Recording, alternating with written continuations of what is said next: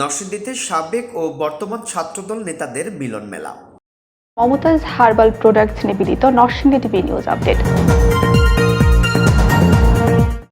জাতীয়তাবাদী ছাত্রদলের কেন্দ্রীয় কমিটি ও নরসিংদী জেলা শাখার বর্তমান ও সাবেক নেতাদের নিয়ে ঈদ পুনর্মিলনী অনুষ্ঠিত হয়েছে। 5 এপ্রিল শনিবার বিকেল থেকে সন্ধ্যা অবধি নরসিংদী সরকারি কলেজ ক্যাম্পাসে এই অনুষ্ঠানের আয়োজন করে নরসিংদী জেলা ছাত্রদল।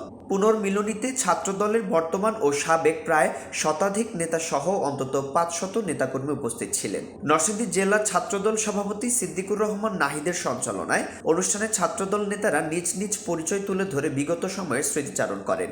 সকল নেতাকর্মীরা জাতীয় সঙ্গীতের মাধ্যমে জাতীয় পতাকা উত্তোলন ও পায়রা উড়ান। সকল বয়সী ও সকল ইউনিটের নেতাকর্মীদের মিলনমেলায় পরিণত হয় অনুষ্ঠানস্থল। এ সময় ডাকসুর সাবেক জিএস খায়রুল কবির খোকন, নরসিংদী জেলা বিএনপির সদস্য সচিব মঞ্জুর এলাহি, ছাত্রদল কেন্দ্রীয় সংসদের সাবেক সাধারণ সম্পাদক আব্দুল কাদের ভুইয়া জুয়েল সহ অন্যান্যরা উপস্থিত ছিলেন। প্রিয় তোমার ছোঁয়াতে ভালোবাসার ভাষাতে মমতাজ মেহেদীর সাথে। মমতাজ মেহেদী, প্রিয়জন প্রিয়তমার মেহেদী।